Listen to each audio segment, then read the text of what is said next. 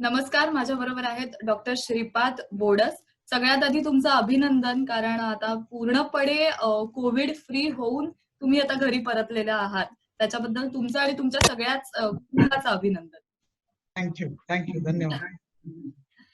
खूप एक वेगळी परिस्थिती आहे, कारण हा लॉकडाऊन सुरू झाल्यापासून ना वेगवेगळ्या विषयांवर जी चर्चा होते त्यापेक्षा एक कॉमन फॅक्टर म्हणजे कोविड किंवा कोरोना आहे. आणि या कोरोनाच्या संपूर्ण विळख्यात फक्त तुम्ही नाही, तर तुमच्या पत्नी आणि तुमचा मुलगा सुद्धा अडकलेला. पण यातनं तुम्ही तिघही आता पूर्णपणे बरे झालेले आहात आणि घरी आलेला आहात. तर मला असं विचारायचं की ही परिस्थिती हाताळणं सुद्धा खूप अवघड आहे. म्हणजे एखाद्या सामान्य माणसाला जेव्हा कोरोना पॉझिटिव्ह अशी टेस्ट येते, तेव्हा त्याची मानसिक स्थिती सुद्धा आपल्याला खूप सांभाळावी लागते. त्याबद्दल तुम्ही काय सांगाल? की तुम्हाला तेव्हा जेव्हा पॉझिटिव्ह, तुम्ही तिघही पॉझिटिव्ह आहात हे कळलं, तेव्हा काय परिस्थिती होती नेमकी? अर्थात म्हणजे जेव्हा तुमचा रिपोर्ट जेव्हा पॉझिटिव्ह येतो, तर पहिली रिॲक्शन तर ऑब्व्हियसली सगळ्यांची असते, तशीच माझी पण होती की it was a sort of a state of shock. Then a human being also goes through a phase of denial, की अरे छे मला कसं काय झालं, मला होणं शक्य नाही, मी तर छान आहे, मला कसं काय झालं. सो थोडंसं ते रिअलायझेशन व्हायला थोडासा वेळ लागतो. परंतु मी मेडिकल प्रोफेशन मध्ये असल्यामुळे आणि पेशंट अटेंड करणं माझ्यावर बंधनकारक असल्यामुळे मला हा झाला तर त्याच्यात मला काही फार आश्चर्य वाटलं नाही.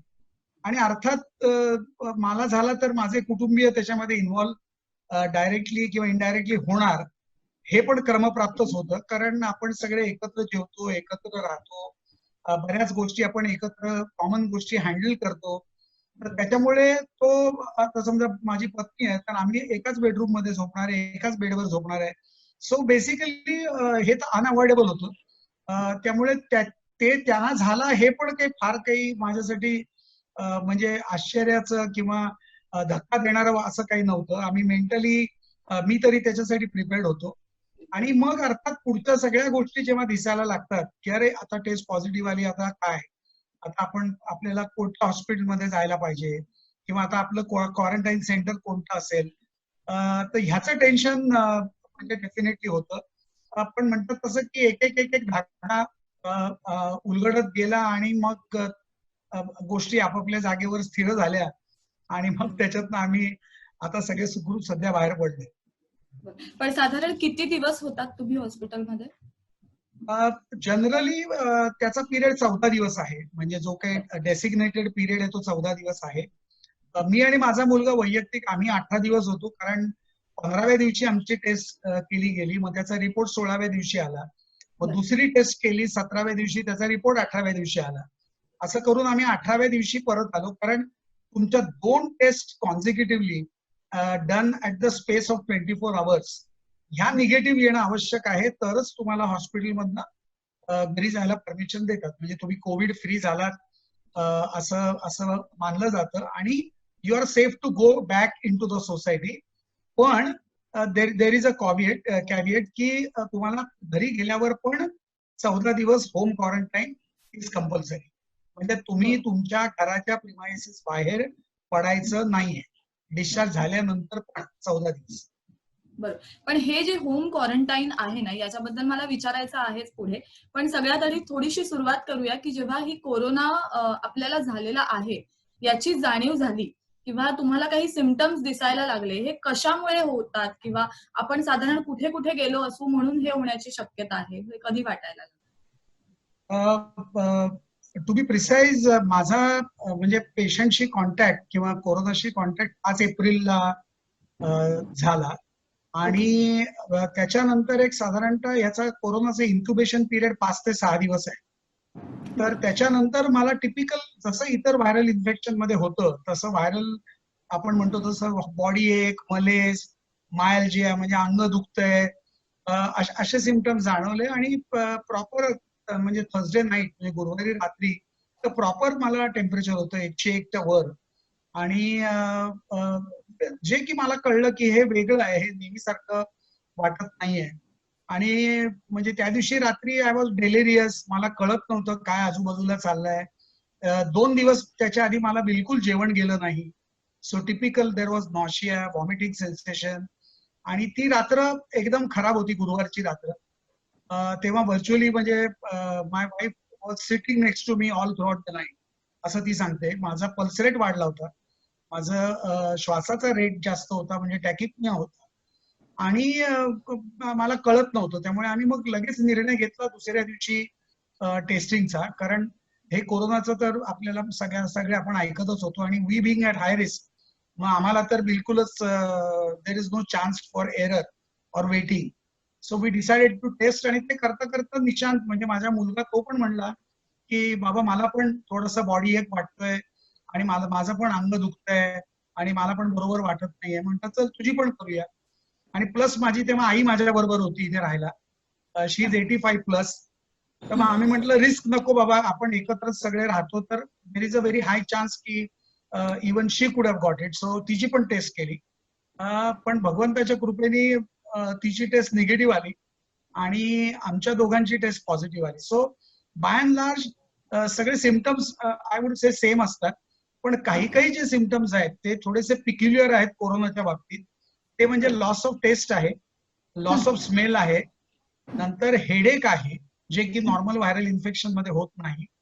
नंतर थोडंसं शॉर्टनेस ऑफ ब्रेथ किंवा टाईटनेस इन चेस्ट, ज्याला आपण म्हणतो, की मला पूर्ण असा 100% श्वास घेता येत नाहीये असं वाटणं, तर ते पण एक सिम्पटम आहे. हे सगळे 5-6 जे नवीन सिम्पटम्स आहेत, हे मला पण मी जेव्हा अमेरिकेतला एक वेबिनार अटेंड केला, अमेरिकन कॉलेज ऑफ गॅस्ट्रोएंटरोलॉजीचा, तेव्हा तिथली जी एपिडेमॉलॉजी एक्सपर्ट होती, जी पहिल्यांदा 20 मिनिटं बोलली, तर तिने सांगितलं की हे सिम्पटम्स आम्ही अमेरिकेत खूप कॉमनली ऑब्झर्व केलेत, जे मी आता एनलिस्ट केले ते. So other than the cough, fever, breathlessness, हे जे टिपिकल आपण टायर्ड म्हणतो, की हे कोरोनाचे इंडिकेटिव्ह आहेत. पण त्याच्या बाबतीत हे पण थोडे अनयुज्युअल सिम्पटम्स आहेत, आणि त्याच्याकडे म्हणजे सामान्य माणसांनी पण त्याच्याकडे लक्ष ठेवायला पाहिजे की असं काही आपल्याला होतंय का, so that early diagnosis would be possible. Exactly. पण आता आपण म्हणतो की आपण सतत हात स्वच्छ करतोय, किंवा हँड सॅनिटायझेशन आहे म्हणा, किंवा कुठूनही बाहेर जाऊन आल्यानंतर आपण लगेच आपले कपडे धुवायला टाकतो, त्यानंतर लगेच आंघोळ करून घेतो, आणि पूर्णपणे सॅनिटाईज होऊन मगच घरच्यांना भेटतो. मग हे सगळं पाळल्यानंतर सुद्धा कोरोनाची शक्यता किती पर्सेंट असते? ती तुम्ही जर का रेग्युलर प्रिकॉशन घेतली असेल, मोस्ट इम्पॉर्टंट त्या प्रिकॉशन मध्ये आहे मास्क. बरं. कारण हा जे कोरोना इन्फेक्शन आहे, हे एअरबॉर्न नाहीये. ओके, म्हणजे असं हवेत आपल्या आजूबाजूला कोरोना पसरलाय असं नाहीये. Okay, the infection is transmitted through a droplet, म्हणजे जे आपण खोकताना थेंब उडतात आपल्या लाळेचे बाहेर, तर ते हे ड्रॉपलेट मधनं होणारे इन्फेक्शन आहे. That is very important point to be noted. Number 2, हा व्हायरस हा अतिशय कॉन्टॅजियस आहे. म्हणजे जरा सुद्धा आपली चूक, म्हणजे 1% चूक पण ती अमान्य आहे, म्हणजे तो इन्फेक्शन होणारच, इतका हा व्हायरस पोटेन्शियली बॅड आहे ऍज फार एज त्याची contagious properties concern. Another thing which is important is surface. हा व्हायरस सरफेस वरती 6 तास तरी जिवंत राहतो. ओके, म्हणजे मी खोकलोय, आणि ते जे ड्रॉपलेट समजा माझ्या समोरच्या आपल्या कॉमन प्रॉपर्टीज वर पडलेत, पेन आहे, पेन्सिल आहे टेबलवर, किंवा तुझा कॉमन लॅपटॉप आहे, माऊस आहे.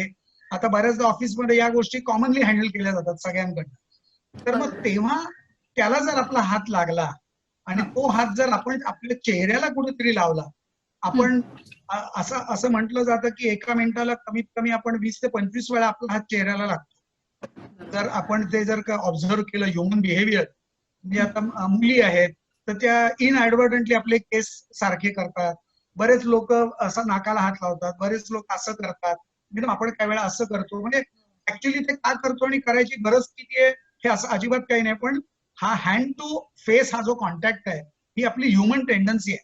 त्यामुळे बिलकुल आपण आपला हात चेहऱ्याला लावायचा नाहीये, हे आपल्या डोक्यात इक्वेशन पक्क करून घेतलं पाहिजे. आणि तो समजा चुकून लागला तर कोरोना जाऊ नये म्हणून हँड सॅनिटायझेशन, म्हणजे हात धुत राहा किंवा सॅनिटायझरचा वापर सतत करत राहा. हे ह्याच्याकरता की ते केल्याने हातावरचा तुमच्या कोरोना जाईल, आणि तो तुमच्या चेहऱ्याच्या वाटे आपल्या श्वासनलिकेत जाणार नाही. So basically protection with mask is good, protection with gloves is good, आणि सर्वात महत्वाचं, आपला हात आपल्या चेहऱ्याला लावायचा नाही. हे जर का आपण पाळलं तर बऱ्यापैकी आपण एस्केप होऊ शकतो. बरोबर आहे. पण तुम्ही जेव्हा हॉस्पिटलमध्ये ऍडमिट झालात, तुम्ही आणि तुमची फॅमिली, तेव्हा तिथली ट्रीटमेंट कशी होती? तर थोडंसं ट्रीटमेंट बद्दल सांगा, की लोकांना त्याची सुद्धा एक आयडिया येईल किंवा जी भीती आहे सगळ्यांच्या मनामध्ये आता, की 14 दिवस आपल्याला हॉस्पिटलमध्ये क्वारंटाईन केलं जातं, ट्रीटमेंट दिली जाते, आपण दुसऱ्या कोणाला भेटू शकत नाही. तर याची भीती किंवा याचं डिप्रेशन लोकांना खूप येतं. तर हे खरं भीती घेण्याचं कारण नाहीये. याबद्दल थोडं राईट. बेसिकली मेडिकल ट्रुथ सांगायचं झालं तर कोणत्याही व्हायरल इन्फेक्शनवर ॲलोपॅथीमध्ये किंवा कशातही ट्रीटमेंट नाही. ओके. सांगा. आणि कोरोना इज अ व्हायरस, हं. हे आपण विसरून चालणार नाही. परंतु जे काही स्टँडर्डाइज ट्रीटमेंट आता जी काही ऍक्सेप्टेड आहे ऑल ओव्हर द वर्ल्ड, ती अशी आहे की first on day 1 you are started with an antibiotic, either amoxicillin किंवा ॲझिथ्रोमायसिन. जे मी सुद्धा ऑलरेडी म्हणजे माझी टेस्ट झाली शुक्रवारी, मी त्याच्या आधीच 2 दिवस ही मला सिम्पटम झाले तशी ही ट्रीटमेंट मी चालू केली होती.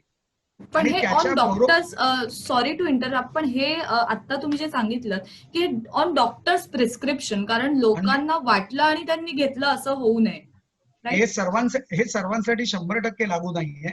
पण मी I being a doctor myself and I knew what probably I am dealing with. Probably I made a early diagnosis in my own case, आणि त्यामुळे मी ते चालू केलं. पण नॉर्मल माणसांनी त्याची साधारणतः त्याला सिम्पटम्स आल्यावर त्यांनी डॉक्टरना कन्सल्ट करावं. आणि ही जी ट्रीटमेंट आहे ही काही वेळेला प्रोफिलॅक्टिकली म्हणजे प्रिकॉशनरी मेजर म्हणून पण चालू केली जाते. उदाहरणार्थ एस्पेशली आमच्या हेल्थकेअर वर्कर्समध्ये हे खूप कॉमनली आम्ही करतो.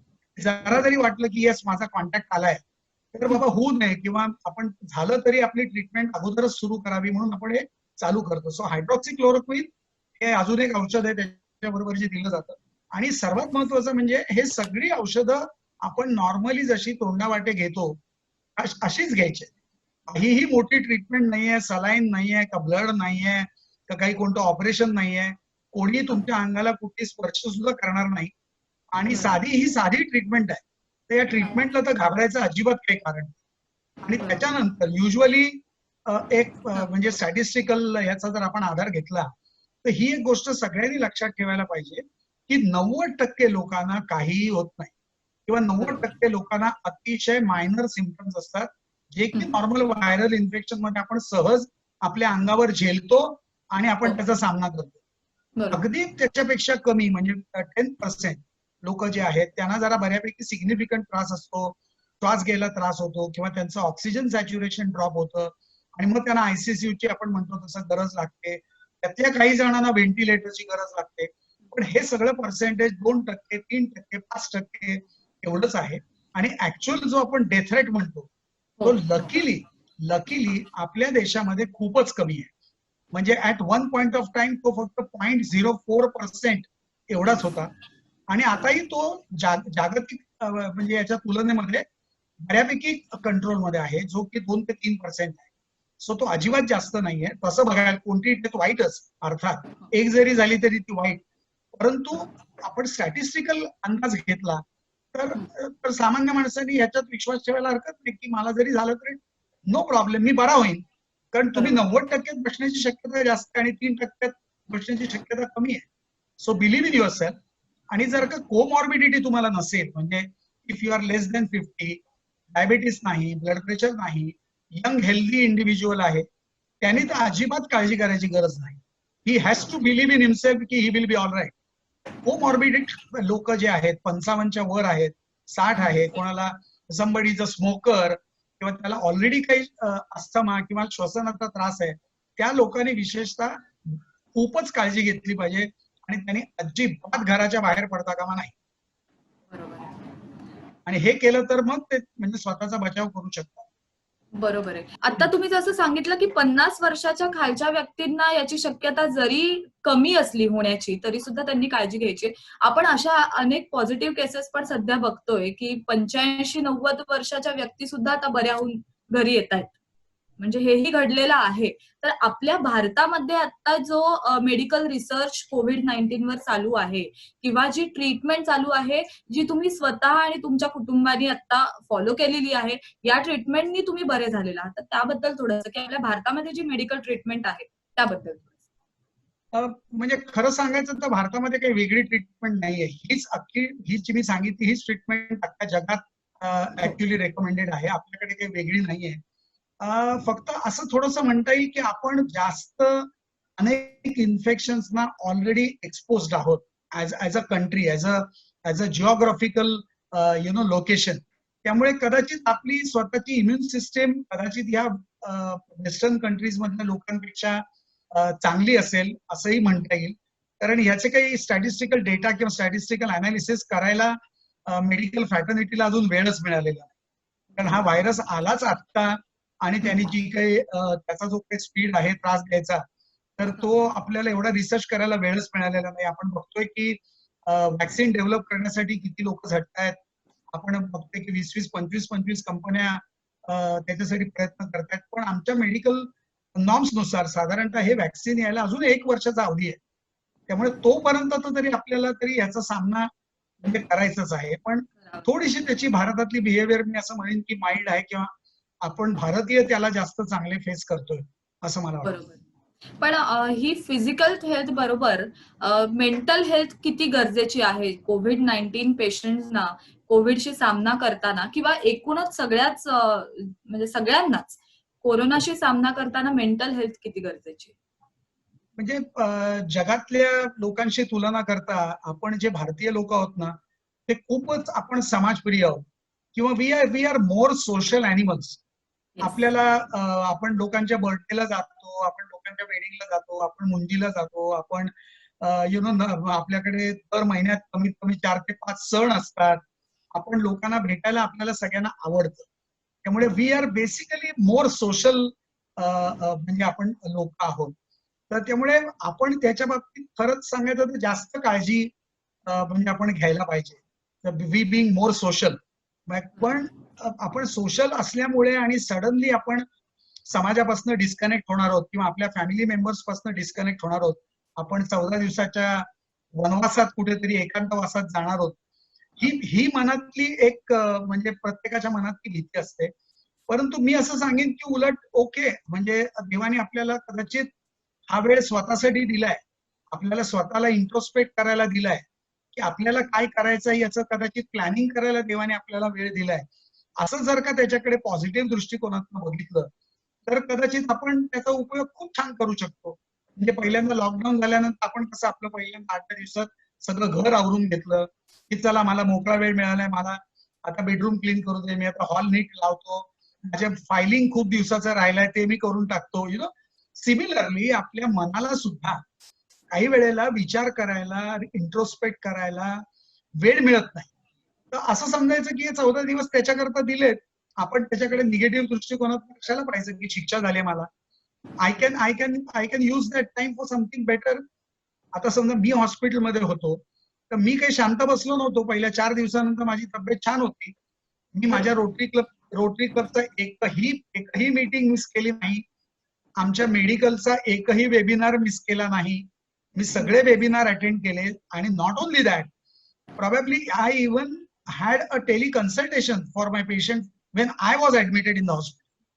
तर त्याचं अनेक माझ्या डॉक्टर कलिग्सना पण आश्चर्य वाटलं की अरे आम्ही इथे कन्सर्न होतो, तुझी काळजी करतोय की तू ऍडमिट आहेस आणि इकडे तू व्हिडिओ कन्सल्टेशन पेशंटचं करतोस, हे कसं काय, म्हणजे तुला साष्टांग नमस्कारच घातला पाहिजे. असं असं माझ्या मित्रांची रिॲक्शन होती. पण मी म्हटलं की का नाही, मी जर का चांगला आहे आणि माझी कोणाला तरी गरज आहे आणि त्याला मी कन्सल्टेशन सहज फोनवर देऊ शकतो, तर का द्यायचं नाही. त्यामुळे I I I kept myself very positive as if nothing has happened. कारण माहितीये मला की मी बरा होणार आहे. मी ठरवलंय माझ्या मनाची मला बरं व्हायचंय. So it all depends on your mindset.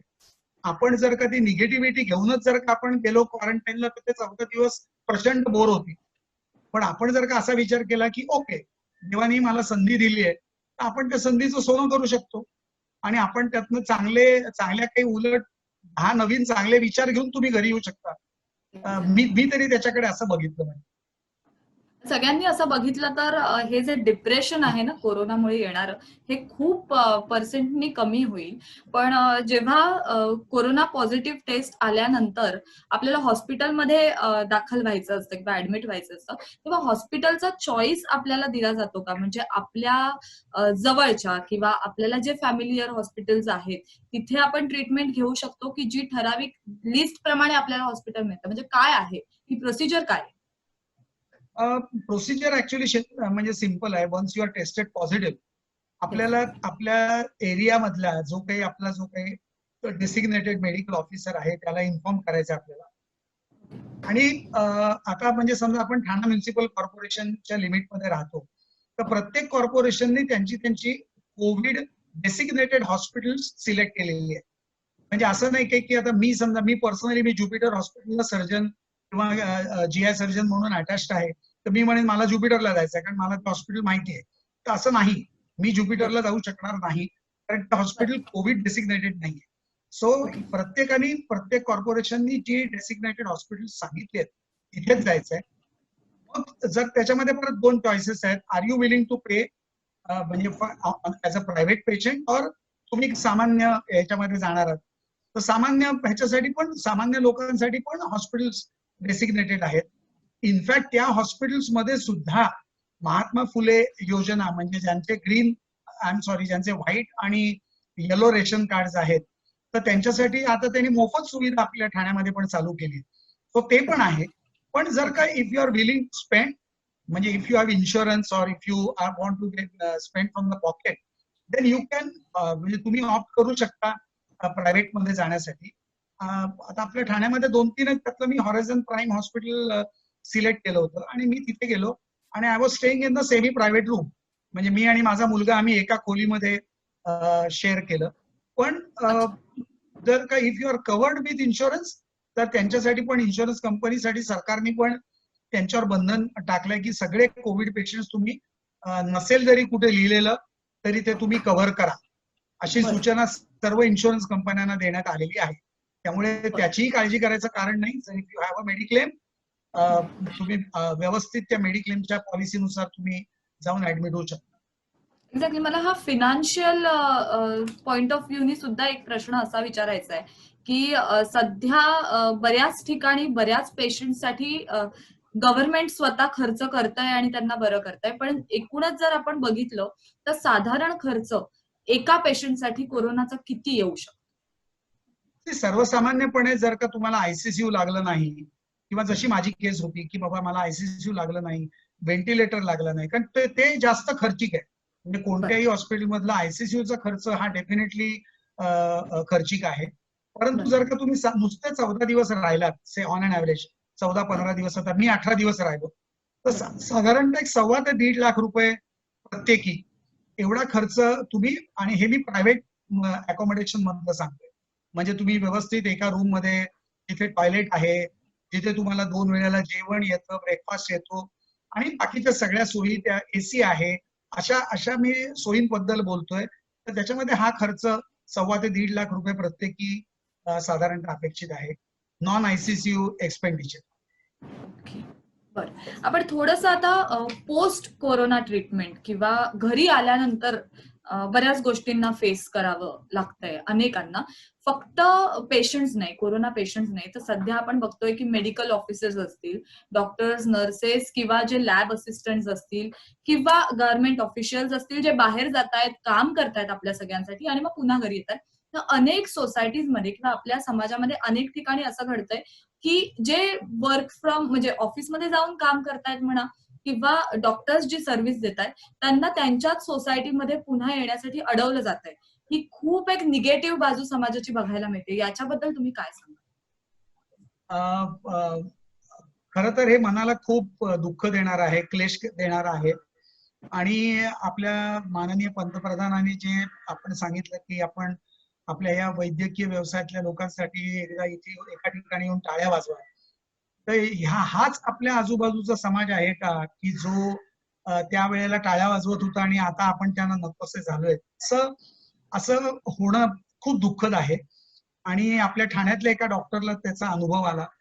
परंतु माझं वैयक्तिक मत असं आहे की तुम्ही जिथे राहता किंवा तुम्ही ज्या सोसायटीमध्ये राहता, मला ह्याच्या अगदी विरुद्ध पर्सनल अनुभव आला. मी आणि माझे कुटुंबीय ऍडमिट झाल्यानंतर my WhatsApp was flooded with the messages की डॉक्टर लवकर बरे व्हा, घरी या, आम्ही खूप तुम्ही आम्हाला हवेत, तुम्ही लवकर घरी या.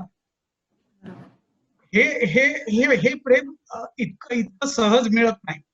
आणि आणि म्हणजे जे आपल्या आजूबाजूला राहतात त्यांना आपण हवे आहोत किंवा त्यांना आपल्याबद्दल प्रेम आहे, ही भावना किती सुखद आहे. आणि मी एवढा त्यांना आवडतो किंवा मी त्यांना पाहिजे, हे जेव्हा मला कळलं तेव्हा हे मला खरंच एवढं माहित नव्हतं की आपण एवढे त्यांना आवडतो किंवा आपण त्यांना एवढे पाहिजे. किंवा फॉर दॅट मॅटर आम्ही घरी आल्यानंतर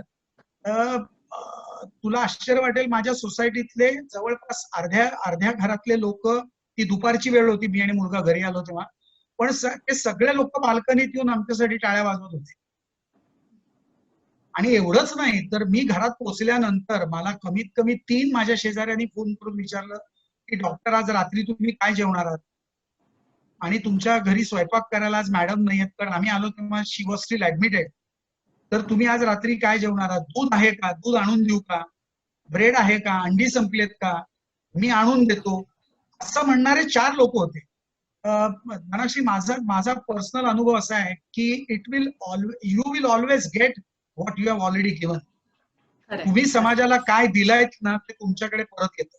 आणि जर का तुम्ही समाजाला सतत चांगलं दिलंय, लोकांचं चांगलं केलंय, लोकांचं भलं केलंय, त्यांच्याशी चांगलं वागलाय, तर तेच तुम्हाला परत मिळणार आहे. त्यामुळे माझ्यासाठी तरी असं वाटतं की म्हणजे सोशल वेलबिंग जे आपण ज्याला म्हणतो, तर ते आम्ही आता रोटेरियन आहोत, तुझे वडील रोटेरियन आहेत, तर आपण एवढं चांगलं काम करतोय आणि सचोटीने करतोय, आपल्या खिशातले पैसे खर्च करून करतोय, तर आपण जर का चांगलं वागलो ना समाजासाठी, तर समाज तुम्हाला कधीही वाईट वागवणार नाही.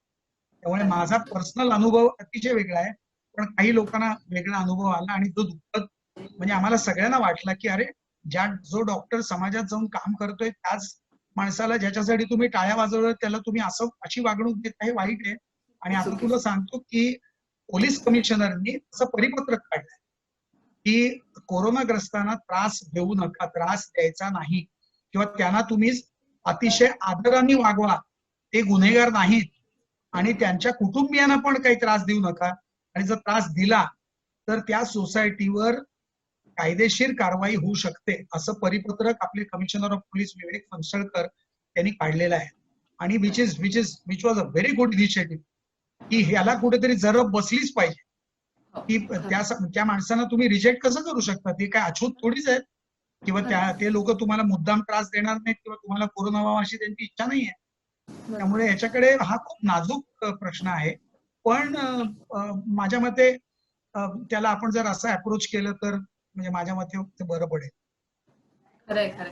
म्हणजे ही खरोखरच चांगली गोष्ट आहे की तुमच्या सोसायटीमधल्या किंवा तुमच्या आजूबाजूच्या सगळ्याच लोकांनी, मग तुमचे मित्र असतील, नातेवाईक असतील, त्यांनी खूप छान मदत केली. आणि आपल्या सगळ्यांची इच्छा हीच आहे की प्रत्येक कोरोना रुग्णाची मदत ही अशीच केली गेली पाहिजे, कारण ते आधीच क्वारंटाईन मध्ये राहिल्यामुळे थोडंसं नाही म्हटलं तरी मानसिक ताणतणाव आलेला असतोच, आणि त्यामुळे आपण थोडी त्यांना मदत केली पाहिजे. पण त्यानंतर घरी आल्यानंतर होम क्वारंटाईन म्हणजे अर्थातच अनेकांना मदत करावीशी वाटली असेल, पण तुमच्या प्रत्यक्ष संपर्कात न येता ही मदत करणं गरजेचं आहे, कारण दुसऱ्यांची काळजी घेणं हे सुद्धा तुमचं कर्तव्य आहे, एक कोरोना बरे झालेले रुग्ण म्हणून. तर अशा वेळेला साधारण क्वारंटाईनचा पिरियड किती असतो घरी आल्यानंतर, आणि त्यामध्ये काय विशेष काळजी घ्यायची असते? तुम्ही साधारणतः जेव्हा तुम्ही 14 दिवसांनी घरी येता तेव्हा तुम्ही फिजिकली बऱ्यापैकी म्हणजे सेटल झालेले असतात. या कोरोनाचे काही पोस्ट कोरोना असे काही इफेक्ट्स आम्हाला तरी जाणवलेले नाहीत, आणि तसे डिस्क्राईब पण नाही की बाबा तुम्हाला पूर्ण 10 दिवस वीकनेस राहील का काय राहील. म्हणजे if you ask me at this moment I am fighting fit, I can go to the gym, I can go to the hospital, I can practice as I was practicing before. त्यामुळे तसं काहीही शारीरिक किंवा असा मानसिक काही तुम्हाला काही हे परिणाम त्याचे काही नंतर जाणवत नाही. आणि ते घरी आल्यानंतर क्वारंटाईन 14 दिवसाचं आहे, ते ह्याच्यासाठी की जरी तुम्ही कोरोना निगेटिव्ह असं टेस्ट मध्ये सिद्ध झालं असलं तरी सुद्धा तुमच्या काही बॉडी सिक्रिशन्स मध्ये असं रिसर्च सांगतो की तुमच्या बॉडी सिक्रिशन्स मध्ये कोरोना व्हायरस अस्तित्वात राहू शकतो. म्हणजे उदाहरणार्थ corona can exist in my stool sample for next 10-15 days असं रिसर्च सांगतो. सो प्रिकॉशनरी मेजर म्हणून तुम्ही 15 दिवसाचं 14 दिवसाचं क्वारंटाईन हे आपल्या सरकारने आपल्यावर टाकलेलं प्रोटोकॉल की घरी गेल्यानंतर पण 14 दिवस तुम्ही स्वतःला आयसोलेटेड व्हायचं. 14 दिवसाचं क्वारंटाईन आहे post discharge from the hospital. तुम्ही जसं आता सांगितलं की यामध्ये आपल्याला फिजिकल हेल्थ बरोबर मेंटल वेलबिंग असणं सुद्धा खूप गरजेचं आहे. तर नक्की ही मेंटल हेल्थ कशी सांभाळायची, म्हणजे काय मेडिटेशन म्हणा किंवा कशामुळे आपण ती मेंटल हेल्थ सुधरू शकतो? म्हणजे याच्यामध्ये कसं सडनली जो व्हॉइड निर्माण होतो, म्हणजे आता करायला काहीच नाही आणि आता करायचं काय, हा जो काही मानसिक जे काही व्हॉइड येतो, तर मी आता नक्की 24 तास मी आता नक्की करणार आहे काय, असा प्रश्न तुमच्या समोर उभा राहू शकतो क्वारंटाईन मध्ये तुम्ही गेल्यानंतर. तर अशा वेळेला आपण आपल्या मनाला शांत ठेवण्याकरता जे काही जिथेही कुठे काही आपली श्रद्धा असेल, कोणाचा विश्वास स्वामी समर्थांवर असेल, कोणाचा गजानन महाराजांवर असेल, कोणाचा साईबाबांवर असेल, परंतु त्याचा एक जप करणं किंवा गायत्री मंत्राचा जप करणं, किंवा आता मी जेव्हा ऍडमिट होतो तेव्हा माझे सगळे कुटुंबीय महामृत्युंजय जप घरी करत होते आणि आम्ही आणि माझा मुलगा आम्ही पण ते करत होतो.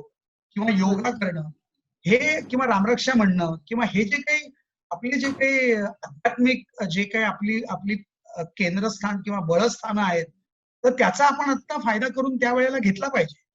आणि नसेल तर त्यातनं आपल्याला मानसिक शांती कशी मिळेल हे बघितलं पाहिजे. आणि जर ते केलं, मनापासून केलं, तर मला माहिती आहे 100% की त्याचा फायदा होऊ शकतो. मी तो अनुभवलेला आहे.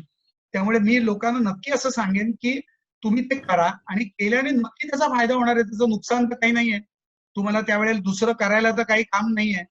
मग तुम्ही हे करू शकता, करून बघू शकता आणि त्याची पॉवर आहे. एवढे लोक जेव्हा ते करतायत, एवढे जेव्हा रामदेव बाबांचं एक लेक्चर ऐकायला लाखो लोक येतात, तर कुठेतरी काहीतरी त्याच्यामध्ये तथ्य असेल ना, आणि त्याचं आपण अनुभूती घ्यायला हरकत काय. त्यामुळे मी म्हणेन की नक्की ते केलं पाहिजे. आणि बाकी आपल्या लोकांचे ब्लेसिंग्स, आपल्या लोकांच्या कुटुंबियांची तुम्ही व्हिडिओवर बोलत राहा, काही ना काहीतरी जोक्स शेअर करत राहा, पण कोणतीही निगेटिव्हिटी नको. म्हणजे व्हॉट्सअप युनिव्हर्सिटीचं ज्ञान नको, कोणतं गुगल बाईंचं ज्ञान नको, आणि टीव्हीवरच्या बातम्या तर अजिबात नको. म्हणजे आमच्या रूम मध्ये टीव्ही नव्हता. That I felt it to be a good thing for us, कारण आम्हाला माहितीच नाही बाहेर बातम्या काय चालल्यात. So that was good actually in a way. So negativity टाळायची आणि keep your mind focused and believe in yourself that you will become all right. सध्या जो कोरोनाचा आहे म्हणजे प्रतिकार शक्तीचा संघर्षच आहे, कारण ज्याची प्रतिकार शक्ती चांगली आहे कदाचित त्याला कोरोना स्पर्श सुद्धा करू शकणार नाही. पण एकूणच ही इम्युनिटी लेवल वाढवण्यासाठी कोणत्या कोणत्या पॅथीज मध्ये आपल्याला आता औषधं उपलब्ध आहेत? म्हणजे कोरोनाची टेस्ट पॉझिटिव्ह आल्यानंतर अर्थातच आपण ॲलोपॅथीकडे किंवा एकूण डॉक्टरांकडे वळतो आहोत, पण ही इम्युनिटी आधीपासूनच चांगली ठेवण्यासाठी म्हणजे यासाठी काही वेगळा अभ्यास केला? हो, याच्यासाठी नक्की कारण मी जसं मगाशी म्हटलं तसं की this is a sort of a fight of your physical fitness and your mental fitness. आपण मेंटल फिटनेस बद्दल आता बोललो, पण शारीरिक फिटनेस जो आहे तो तुमचा मेंटेन करणं खूप तुम्हाला गरजेचं आहे. म्हणजे जी प्रतिकारशक्ती म्हणतात ती काय, तर त्याचं काही कोणतं मोजमाप नाहीये. आपण ब्लड प्रेशर मोजू शकतो, ऑक्सिजन सॅच्युरेशन मोजू शकतो, मी तुझी प्रतिकारशक्ती कोणत्या डेसिमल मध्ये, किलो मध्ये, ग्रॅम मध्ये मोजू शकत नाही. पण ही प्रतिकारशक्ती म्हणजे काय, तर तुमचा फिजिकल फिटनेस चांगला असणं, तुम्ही रेग्युलरली व्यायाम केला पाहिजे, तुम्ही तुमच्या न्यूट्रिशन कडे लक्ष दिलं पाहिजे. आपला सगळ्यांचा डाएट हा कार्बोहायड्रेट डॉमिनंट डाएट आहे. पोळी आहे, भात आहे, भाजी आहे, भाकरी आहे, एव्हरीथिंग इज कार्बोहायड्रेट. आपल्या डाएट मध्ये प्रोटीनची प्रचंड कमी आहे. तर काहीतरी प्रोटीन सप्लिमेंट आपण म्हणजे दिवसाला एक समजा 10 ग्रॅम, 20 ग्रॅम, 30 ग्रॅम, तुम्हाला जेवढं झेपेल तेवढं, पण प्रोटीन सप्लिमेंट घेणं आवश्यक आहे. अनेक मायक्रो न्यूट्रिएंट्स आपल्या डाएट मध्ये कमी आहेत. सेलेनियम आहे, कॉपर आहे, झिंक आहे. हे आपल्या नॉर्मल भाजी पोळी आणि वरण भातात नाहीये. पण ते कुठनं तरी आपण ते सप्लिमेंट्स कुठेतरी आपण घ्यायला पाहिजे. सो हे जे शारीरिक जो फिटनेसचा जो भाग आहे की डायबिटीस कंट्रोलमध्ये ठेवा. आपल्या पोटावर चरबी येऊ देऊ नका. आपण स्लिम आणि ट्रिम राहू, फिट कसे राहू याच्याकडे थोडंसं आपण पहिल्यापासून लक्ष दिलं पाहिजे. आणि ते जर का असेल तर नक्कीच आपण याचा सामना इझिली करू शकतो. कारण मग त्या व्हायरसला पण फाईट करायला खूप स्ट्रॉंग अपोजिशन आहे. त्याला इझी ऍक्सेस नाहीये किंवा त्याला इझी विन नाहीये. सो त्या दृष्टीने तुमचा फिजिकल फिटनेस चांगला असणं खूप महत्वाचं आहे. बरोबर. पण या सगळ्या बरोबर स्पीडी रिकव्हरी आणि एकूण इम्युनिटी लेवल्स वाढवण्यासाठी ऑल्टरनेटिव्ह काय काय ट्रीटमेंट म्हणजे कोणकोणत्या पॅथेज मध्ये ट्रीटमेंट आता सध्या अवेलेबल आहे? मी मगाशी म्हटलं तसं की म्हणजे फिजिकल फिटनेस आणि मेंटल फिटनेस तुमचा चांगला असलाच पाहिजे.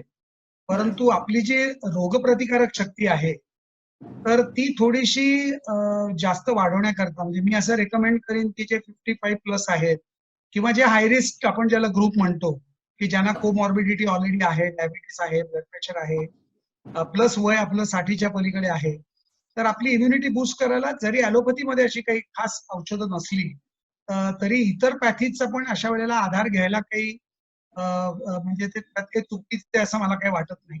म्हणजे उदाहरणार्थ आयुर्वेदामध्ये आपलं गुगुळ आपण जे म्हणतो मराठीत, तर ते गुडूची म्हणून उपलब्ध आहे. हिमालय कंपनी ते बनवते. तर ह्या गुडूचीच्या 2 गोळ्या तुम्ही सकाळ संध्याकाळ घेऊ शकता. नंतर आपली जी साधी हळद आहे तर ती पण आपण अँटीसेप्टिक म्हणून आपण वापरतो रेग्युलरली. तर त्याचं जे एक्स्ट्रॅक्ट आहे त्याला कर्क्युमिन म्हणतात किंवा परक्यू म्हणतात. तर त्या कॅप्सूल्स उपलब्ध आहेत परक्यू या नावाने. तर ती कॅप्सूल आपण एक दिवसात 2दा घेऊ शकतो. म्हणजे ज्या काही आपल्या घरगुती आपण ज्याला उपाय म्हणतो आणि जे आपण नॉर्मली आपण ज्याला म्हणतो जे डिस्कार्ड आहे त्याला काय अर्थ नाही असं नाहीये. तर अशा किंवा इव्हन होमिओपॅथीमध्ये काही माझ्या कलिग्सशी मी नंतर बोललो, चर्चा केली. त्याच्यामध्ये त्यांनी पण काही अशी औषधं युनिव्हर्सली जे सगळे लोक घेऊ शकतील अशी त्यांच्याकडे पण काही औषधं आहेत. तर अशा गोष्टींचा वापर जे हाय रिस्क ग्रुप आहेत त्यांनी म्हणजे उदाहरणार्थ मेडिकल प्रोफेशनल्सनी आणि जे हाय रिस्क अदरवाईज आहेत by virtue of their age किंवा by virtue of their comorbidities, तर त्या लोकांनी याचा जरूर वापर करावा. आणि त्यात काही नुकसान नाही आहे. त्यांनी काम केलं तर काम केलं आणि जर नाही काम केलं तरी हरकत नाही. त्यांनी नुकसान तर काही होणार नाही, साईड इफेक्ट्स काही नाही. सो आय थिंक आपण म्हणजे आपल्याला काय शेवटी कोरोनाचा पराभव करायचा आहे. तो कसा आणि कोणत्या पॅथीतनं होतो याच्यात काही कोणाला इंटरेस्ट नाहीये. नाही. पण हे जे सतत गरम पाणी पित राहणं किंवा थोडीशी हळद घालून गरम पाणी पिणं यामुळे सुद्धा कोरोनाचा प्रादुर्भाव होण्यासाठी म्हणजे कोरोना संपूर्णपणे नष्ट होण्यासाठी कमी होण्यासाठी मदत होते. हो, त्याला सायंटिफिक लॉजिक असं आहे की बेसिकली गरम पाणी म्हणजे हॉट टेम्परेचर मध्ये तो व्हायरस तितकासा त्याला तो फ्रेंडली नाहीये. म्हणजे हॉट टेम्परेचर त्या व्हायरसला चालत नाही. त्यामुळे म्हणून ते गरम पाणी त्या असं सारखं रेकमेंड केलं जातं. व्हेअरॅज तुम्ही फ्रीज मधलं बर्फाचं गार पाणी प्यायलात तर त्याच्यामध्ये त्या व्हायरसला मजा येईल आणि तो जास्त सर्व्हाइव्ह होईल आणि मल्टिप्लाय होईल. ती एक त्याच्या मागे लॉजिक आहे. आणि दुसरं हळदीच्या मागे लॉजिक तेच आहे परत की हळद इज अँटीसेप्टिक. हळद ही इन्फेक्शन प्रिव्हेंट करणारी आहे म्हणून हळद. सो हळद आणि पाणी त्याचं असं त्याच्या मागे म्हणजे सायंटिफिक लॉजिक ते आहे त्याच्या मागे. बरोबर बरोबर. आता थोडासा एक असा व्ह्यू की सध्या लॉकडाऊनमुळे ना आपण सगळे घरी आहोत आणि आपल्याला बऱ्याचशा आपल्या किचन मधल्या स्वयंपाकघरातल्या गोष्टी ह्या इझिली अवेलेबल नाहीयेत किंवा इझी ऍक्सेस नाहीये. मग भाज्या आणण्यासाठी जा म्हणा किंवा प्रत्येक ठिकाणी आपल्याला लाईनीमध्ये उभं राहून तेवढं सोशल डिस्टन्सिंग पाळून ह्या गोष्टी घ्याव्या लागतात. अशा वेळेला बरेच जण होम डिलिव्हरीज प्रिफर करतायत. म्हणजे भाज्या म्हणा, फळं म्हणा किंवा एकूणच किराणा सामान यासाठी होम डिलिव्हरी घेतल्या जात आहेत किंवा दूधवाला आपल्याकडे बऱ्याचशा सोसायटीजमध्ये रोज येतो. साफसफाई कर्मचारी रोज येतात. तर या सगळ्या गोष्टी सुद्धा सोशल डिस्टन्सिंगनी हाताळणं गरजेचं आहे किंवा या सगळ्या गोष्टींकडे कसं बघितलं पाहिजे आता सध्या? याच्यावर माझं वैयक्तिक मत असं आहे की जितका होईल तितका म्हणजे ह्युमनचा जो संपर्क आहे तो टाळा. आणि म्हणजे काहीतरी स्विगीवरनं फूड ऑर्डर केलंय किंवा अजून कोणतं तरी बाहेरनं काहीतरी हॉटेलमधनं जेवण मागवलंय, ह्या गोष्टी खरं सांगायचं तर अवॉइडेबल आहेत. त्यामुळे ज्या अवॉइडेबल गोष्टी आहेत त्या 100% आपण अवॉइड केल्या पाहिजे. आणि as far as getting your grocery, getting your milk, getting your bread, getting your eggs, हे ज्या आपल्या रोजच्या गोष्टी आहेत, तर त्या पण कोणीतरी एकाच त्यातल्या त्यात जो हेल्दी माणूस आहे घरातला किंवा यंगर जनरेशन मधला माणूस आहे त्यांनीच बाहेर जावं आणि ह्या गोष्टी प्रोक्युअर कराव्यात. आणि इव्हन सफाईवाले किंवा आपल्या घरात काम करायला येणाऱ्या बायका, भांडीवाली आली, लादी पुसणारी आली, ह्या सगळ्यांना रजा दिली पाहिजे. आणि आम्ही आमच्या घरात दिलेली आहे आणि ती सगळ्यांनी द्यावी, की बाहेरचा माणूस कोणी घरात यायलाच नाही पाहिजे.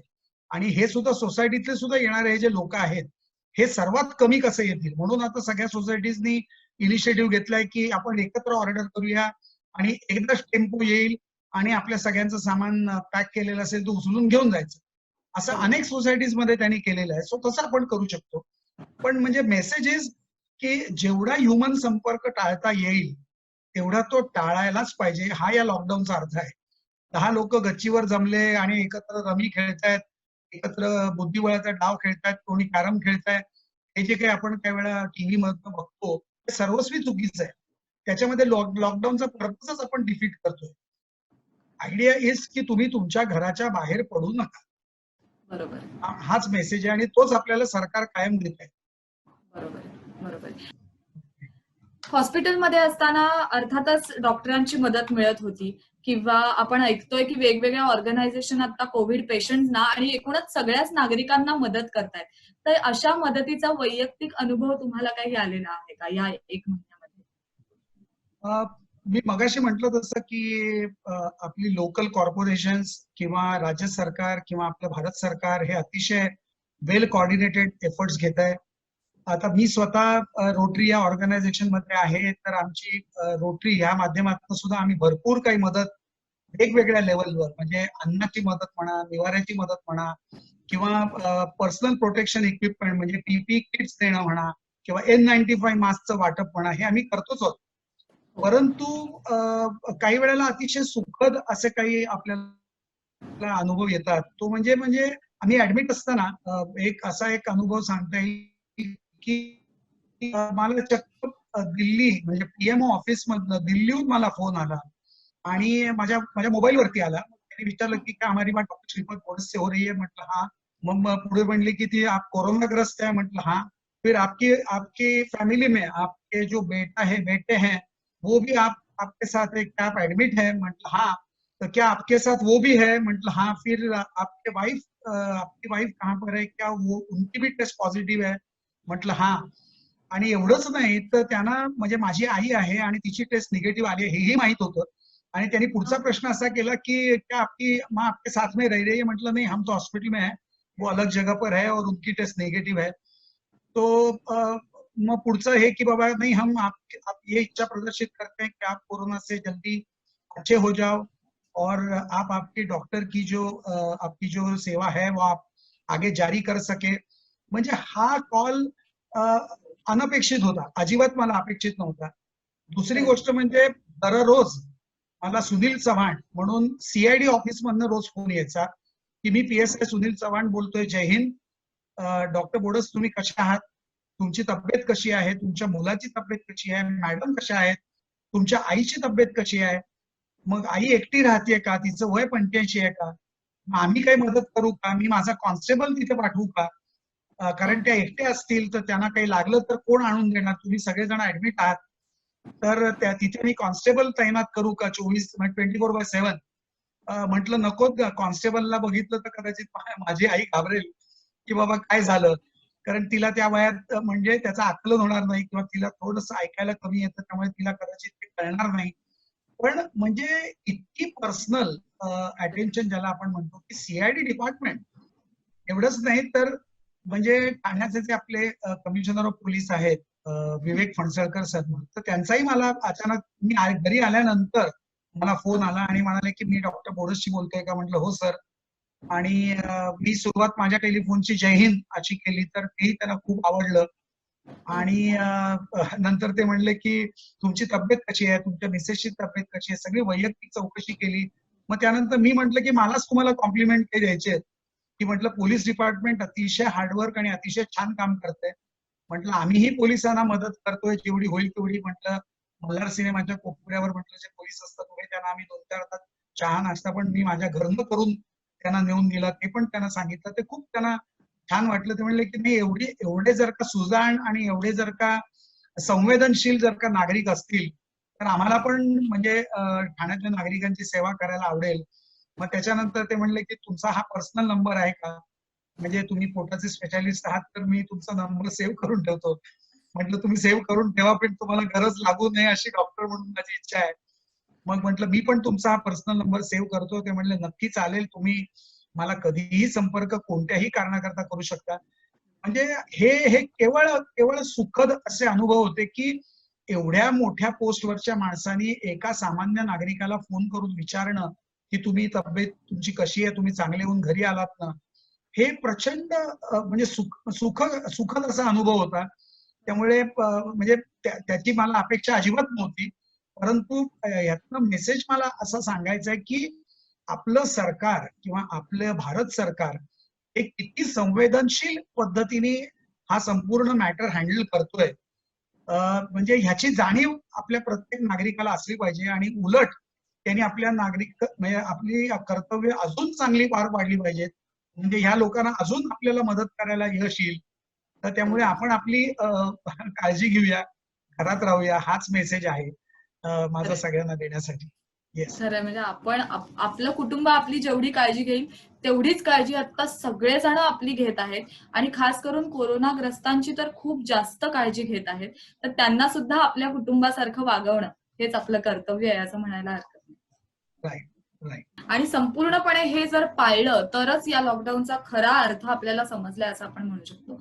अगदी खरं तर बरंच तुमच्याकडनं जाणून घ्यायचंय, कारण आपण इतर अनेक वेळेला वेगवेगळ्या विषयांवर चर्चा करत असतो, पण हा विषय असा आहे आणि यातनं तुम्ही गेलेला आहात, म्हणजे ही फेज तुम्ही अनुभवलेली आहेत कोरोनाची. त्यामुळे बरेचसे अनुभव या नाही म्हटलं तरी एका महिन्यात गाठीशी आलेले आहेत तुमच्याकडे. पण अगदी येस. जाता जाता एक प्रश्न असा की आता म्हणजे कोरोना होऊन गेल्यानंतरचं तुमच्या आयुष्यातलं वैयक्तिक शेड्यूल हे बदललेलं जाणवतंय का? किंवा आता बरंच काही आपण शिकून पुढे गेलेलो आहोत हे तुम्हाला जाणवतंय? म्हणजे खरंच सांगायचं झालं तर मी म्हणेन की म्हणजे कोणती आपत्ती असो पण ती इष्टापत्तीमध्ये कन्व्हर्ट करणं हे आपल्या हातात आहे. आणि कदाचित या कोरोनाने आपल्याला भरपूर काही नवीन गोष्टी शिकवल्या आहेत. म्हणजे उदाहरणार्थ आता आमचे अनेक फॅमिली व्हिडिओ कॉल्स आता होतात की ज्या एका कॉलवर माझे अमेरिकेतले नातेवाईक, अमेरिकेतल्या वेगवेगळ्या कॉर्नर मधले नातेवाईक, इथे ठाण्यामध्ये राहणारी माझी बहीण किंवा अजून कोणी, हे सगळे आम्ही एकत्र एका फिक्स टाइमला येतो. आम्ही 8-8, 10-10 फॅमिलीज व्हिडिओ कॉल करतो. तर माझ्या असं लक्षात आलं की आपण हे आधी का करत नव्हतो. तर नव्हतो करत ही रियालिटी आहे. तर मी म्हणेन की हे कोरोनाने आपल्याला उलट एकत्र यायला शिकवलं आणि आपण आपण आपण त्याला वेलकम केलं पाहिजे. किंवा टेलिकन्सल्टेशन हे आता आमचं फ्युचर आहे. तर ते अगोदर सुद्धा करणं शक्य होतं. इंटरनेट सगळ्यांकडे होता, सगळ्यांकडे सगळ्या सोयी होत्या. तर आधी आपण टेलिकन्सल्टेशन का करत नव्हतो. खरं तर किती सोपं आहे. म्हणजे उदाहरणार्थ तुम्हाला मला वैयक्तिक भेटायला येण्याची गरज नाही. जेव्हा अगदी आता ऑपरेशन करायचं एका वेळेला आपण भेटू. पण बऱ्याचशा गोष्टी फोनवर होऊ शकतात. आम्ही आधी करत नव्हतो. So this is the future for the post Covid era. तो म्हणजे माझं म्हणणं असं आहे की ओके आपत्ती आली पण आपण त्याच्यातनं चांगलं काय घेऊ शकतो. Again the attitude of positivity, I think that is more important. त्यातनं हार मानायची नाही, उलट त्यातनं आपली प्रगती कशी होईल ते पाहायचं, असा माझा तरी वैयक्तिक दृष्टिकोन आहे. आणि अजून एक गोष्ट मी अगदी आवर्जून सगळ्यांना सांगेन की या सगळ्या प्रकरणामध्ये आपलं लोकल कॉर्पोरेशन, नंतर आपलं राज्य सरकार आणि आपलं भारत सरकार हे प्रचंड आणि अतिशय शिस्तबद्ध आणि अतिशय कॉर्डिनेटेड, वेल ग्रूम, वेल ऑइल्ड अशा मशिनरीतनं काम करत आहे. त्यामुळे मी इतर सगळ्यांना हा माझा मेसेज देऊ इच्छितो की don't worry, everything is very well organised. म्हणजे तुमच्या पॅथॉलॉजीचा रिपोर्ट, तुमच्या कोविडचा रिपोर्ट तुमचं आधार कार्डची कॉपी दिल्याशिवाय तुम्हाला मिळत नाही. म्हणजे हा रेकॉर्ड आपल्या सर्व ठिकाणी पोहोचतो. म्हणजे मला दिल्लीतल्या प्राईम मिनिस्टर ऑफिस मधनं सुद्धा मी ऍडमिट असताना फोन आला की तुम्ही कसे आहात, तुमचा मुलगा कसा आहे.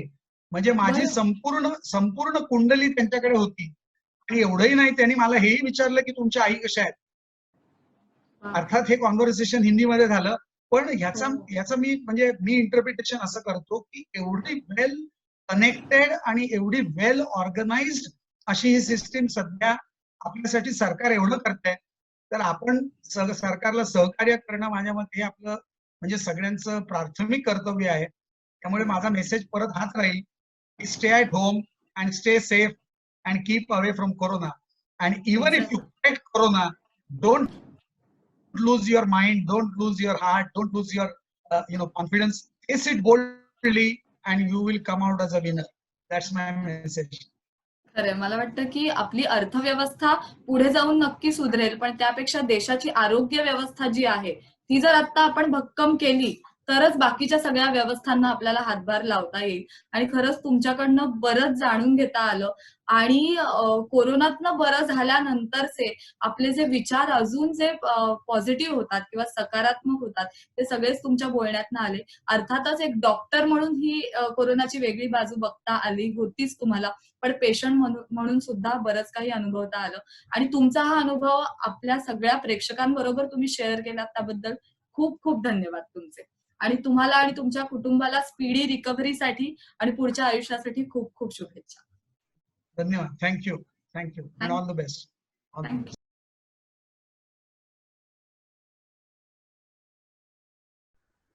डॉक्टर तुमच्याकडे पेट सुद्धा आहे राईट? या. मग तिची काळजी कशी घेतली आणि तुम्ही हॉस्पिटलाइज्ड असताना मग ती कुठे होती?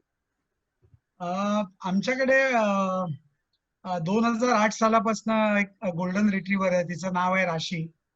आणि ज्यांच्याकडे पेट्स आहेत त्यांना नक्की याची म्हणजे जाणीव होईल की पेट हा अगदी कुटुंबातलाच आपला एक घटक असतो. आणि म्हणजे आपला मुलगा, आपला मुलगी किंवा कदाचित काही वेळा त्यांच्यापेक्षा जास्त असं असं प्रेम आपलं पेटवरती असतं. आणि ती आता 2008 बॉर्न असल्यामुळे राशी आता थोडीशी वयोमानानुसार थोडीशी जास्त डिमांडिंग, म्हणजे आपण म्हणतो ना लहानपण म्हणजे दुसरं बालपण, तर तसं तसं थोडीशी ती आमच्या बाबतीत अजून जरा जास्त पॉझिटिव्ह रिसेंटली म्हणजे झालेली आहे. आणि त्यामुळे आम्ही सगळे हॉस्पिटलमध्ये जाणार म्हटल्यावर तिचं काय करायचं, खरं सांगायचं तर हा आमच्या समोरचा खूप म्हणजे मोठा प्रश्न होता. पण म्हणतात तसं की तुमची इच्छाशक्ती आणि तुमची जर का मानसिकता जर का चांगली असेल, प्रबळ असेल, तर देव त्याला उत्तर देतो. तर तसं माझ्या मुलाचं म्हणजे निशांतच्या ह्याचा एक मित्र आहे प्रथमेश म्हणून, तो पुण्यामध्ये आहे. तो त्याच्याबरोबर कॉलेजला होता आणि आम्ही याच्या आधी एक दोनदा राशीला एक दोन दिवसाकरता त्याच्या घरी म्हणजे असं टेक केअर करण्याकरता सोडलं होतं. त्यामुळे राशीची त्याच्याशी ओळख व्यवस्थित छान होती, हे आम्हाला माहिती आहे. परंतु यावेळी अडचण अशी होती की आम्ही इथे आणि तो पुण्यात, तर मग आता हिला पुण्यामध्ये न्यायचं कसं. तर ते भरपूर धडपड त्याच्यासाठी करायला लागली. एका एनजीओ ची मदत घ्यायला लागली.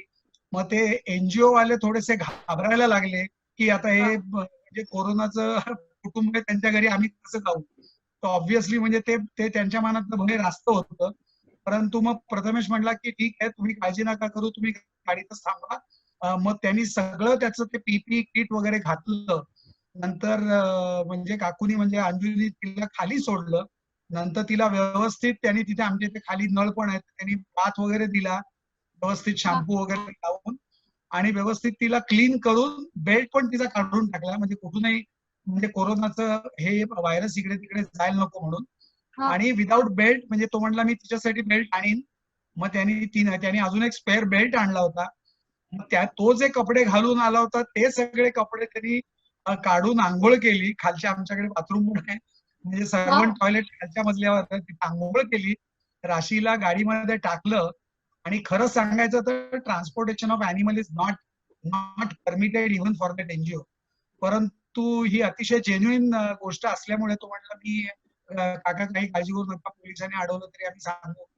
परंतु म्हणजे देवाची कृपा आणि राशीचं नशीब याच्यामुळे कोणीही गाडी अडवली नाही आणि ती सुखरूप पुण्याला तो घेऊन जाऊ शकला. त्यांनी गेल्या गेल्या लगेच आम्ही दोघं हॉस्पिटलमध्ये होतो आणि बाय दॅट टाइम काकू पण जाऊन ऍडमिट म्हणजे ऑलरेडी झाली होती. तर त्यांनी बरोबर घरी गेल्यानंतर तिचा एक छान व्हिडिओ काढला आणि आम्हाला तिघांना पाठवलं की बघा how happy she is, don't worry, she is doing well. आणि त्याच्याकडे अजून 2-3 डॉग्स आहेत. त्यामुळे आता कदाचित ती मोठी असल्यामुळे तिथे दादागिरी करत असेल, पण शी इज व्हेरी एक्स्ट्रीमली हॅपी. ती खाते पिते आणि डॉग साठी महत्वाचं काय, जर का डॉग व्यवस्थित खात असेल तर याचा अर्थ डॉग इज हॅपी. कारण त्याला जर आठवण यायला लागली किंवा त्याला होमसिक वाटायला लागलं तर पहिल्यांदा डॉग्स काय करतात तर ते स्टार्ट रिजेक्टिंग फूड, खाणं पिणंच बंद करतात. म्हणजे जोपर्यंत त्यांना मालक त्यांचा भेटत नाही तोपर्यंत ते खायचं प्यायचंच बंद करतात. पण लकीली आतापर्यंत तरी असं बिलकुल झालेलं नाहीये. तर म्हणजे कारण राशी कुठे आहे आमची, शी इज क्यूट, तुमच्या कुटुंबाचाच एक भाग आहे. She is very cute, she is very well behaved dog. अतिशय शहाणी आहे आणि त्यामुळे ती छान राहते. We are very happy for. पण आमचा प्रयत्न आता तुम्हाला लवकर भेटेल. येस आमचा प्रयत्न हाच आहे की आता आम्ही घरी आलोय, आता तिला लवकर घरी कसं आणायचं, आता एवढा एकच विचार आहे आणि आम्ही तिला आणू लवकर घरी. नक्की नक्की तुम्ही लवकर बरे व्हाल आणि लवकर ती सुद्धा घरी येईल लवकरच. खरोखर खूप छान एक्सपिरियन्स, कारण ज्यांच्याकडे आता पेट्स आहेत आणि ते त्यांच्या फॅमिलीचाच एक भाग असतात आणि त्यामुळे त्यांची काळजी कशी घ्यायची हा सुद्धा या परिस्थितीमध्ये एक मोठा प्रश्न आहे, जो तुम्ही नक्कीच तुमच्या उत्तरातनं त्याचं उत्तर दिलेलं आहे छान. ओके.